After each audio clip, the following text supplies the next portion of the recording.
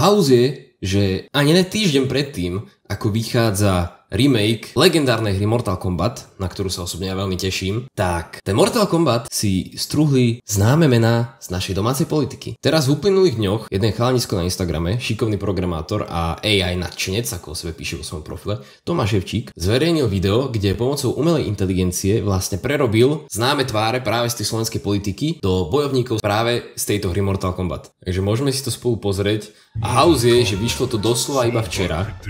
A normálne, že pár hodín na to, ako tento chalan to zverejnil, tak sa ten Mortal Kombat naozaj odohral aj naživo a je to, že taký bizár, že to nám môže normálne, že celý svet závidieť.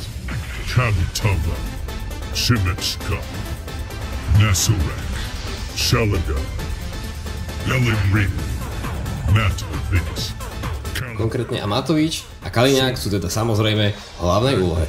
Aby sme si teda dali nejaký kontext, tak vlastne členovia strany Smer mali tlačovú konferenciu pred úradom vlády na tému migrácie, kam im to prišli naopak členovia strany Olano, samozrejme typicky prekaziť aj spoločne s megafónom a tak ako to Igor Matovič má vo zvyku za asi všetky roky, ktoré je v politike, tak narobiť poriadny bordel.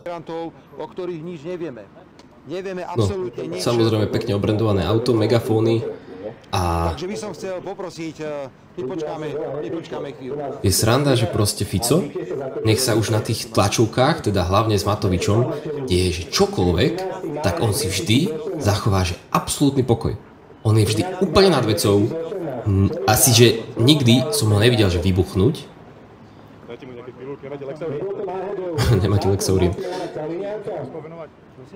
No, tu už si vlastne Kaliňák pýta povolenie, že či sa môže ísť Matovičovi povenovať a je tam aj pekný vlastne pohľad priamo dovnútra auta, čo sa tam bude diať a je to teda poriadna divočina, keď si zoberieme, že ide o bývalého premiéra a bývalého ministra vnútra a ja sa iba zamýšľam nad tým, že proste keď sa dejú takéto veci, to bolo už pred voľbami, takže do akej miery je to naozaj iba čistá iniciatíva Matoviča, alebo teda strany Olano, prípadne teda tá reakcia zo strany Kaliňáka a toho ďalšieho týpka zo Smeru.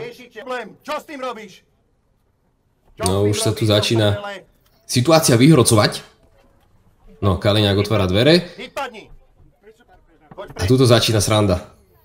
Nechajte to! Nechytaj to! Je to náš majetok, choď preč! No a to som chcel, že do akej miery je toto všetko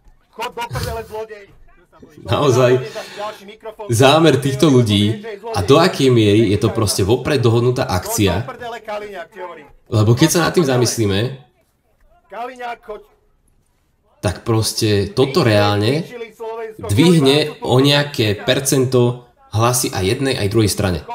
Tí, čo stoja za Matovičom, alebo teda za stranou Olano, tak ho budú mať pravdepodobne za svoju hrdinu, že prišiel akože bojovať za tú správnu vec.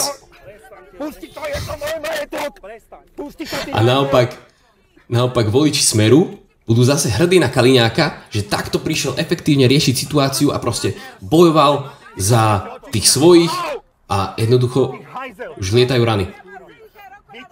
A jednoducho všetci tým získajú.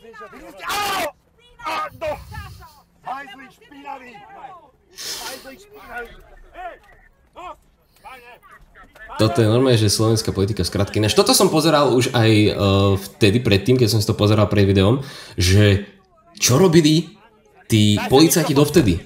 Že oni videli, že tá situácia sa tam vyhrocuje, ale stáli tam vlastne nečinne, alebo teda neviem, že či boli nejaké obďale, že sa nedostali tam skôr alebo čo, ale proste až keď začali lietať tie rany, tak až potom prišli a reálne zakročili. Neviem, či to hrá do karet tomu, že to je dohnuté alebo nie.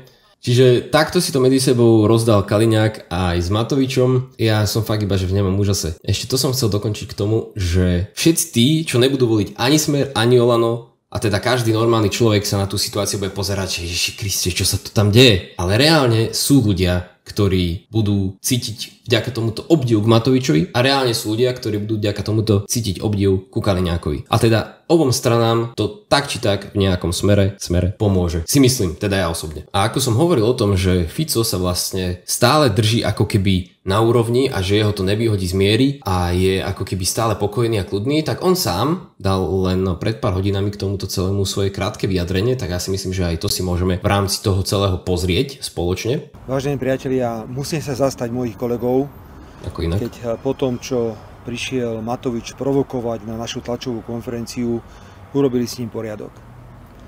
Matovič dostal to, po čo si presne prišiel.